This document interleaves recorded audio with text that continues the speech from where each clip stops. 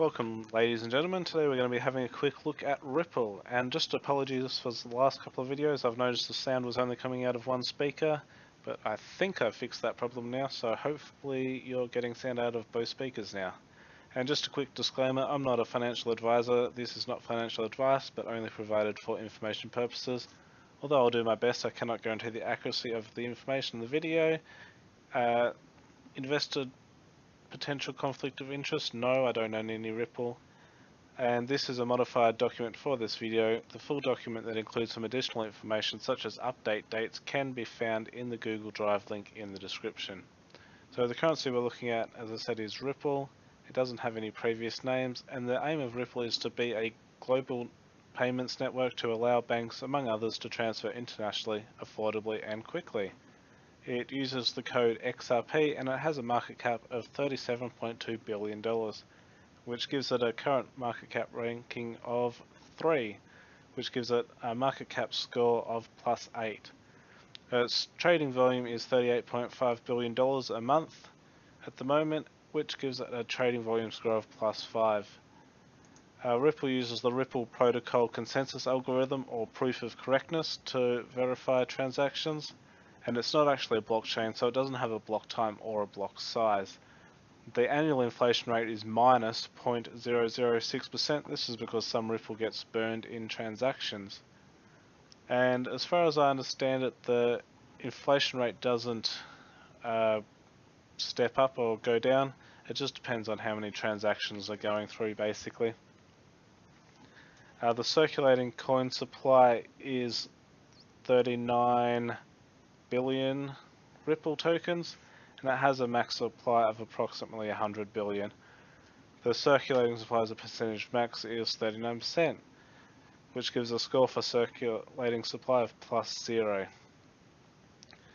Pre-mine as a percentage of max supply, I'm going to call this 100% pre-mine for now. There is a case for it to be argued that it is either 80 or a 20% pre-mine, but I'm not going to buy that for now.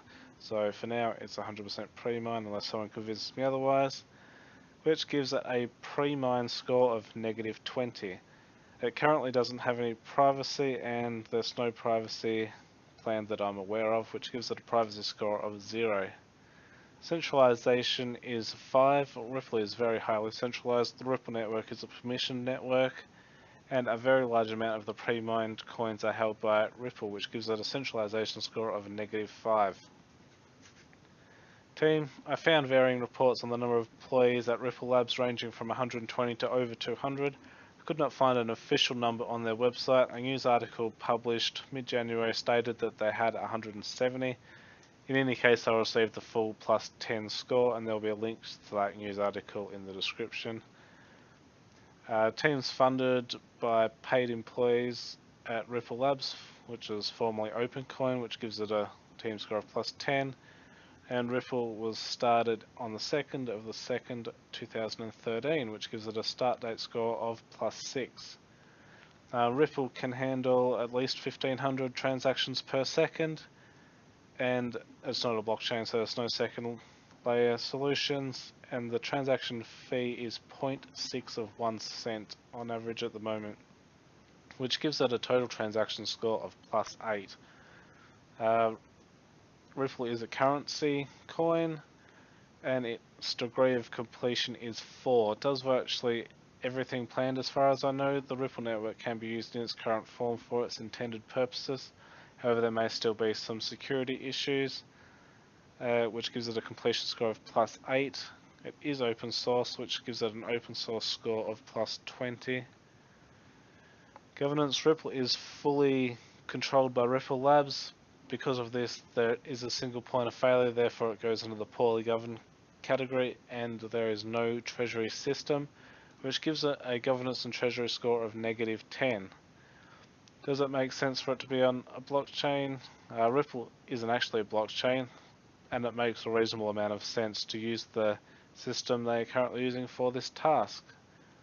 And the current development rate is 5, very active development, which gives it a development rate score of +10. There is a risk of a denial of service type attack due to the centralization of nodes. As far as I'm aware, there's no major network breaking vulnerability that has been identified with a coin this size and value. If someone could easily attack it, they would have done it by now, which gives it a security score of -5. Wallet test and working. I didn't actually test a wallet because you need a minimum of 20 XRP into your wallet. But I did read some articles and watch a couple of YouTube videos, and I've got no reason to believe there's any significant issues with any of the Ripple wallets. And there is hardware, sorry, not with any, with proper Ripple wallets, with good ones. And there are hardware wallets available to use with Ripple, which gives it a wallet score of +5.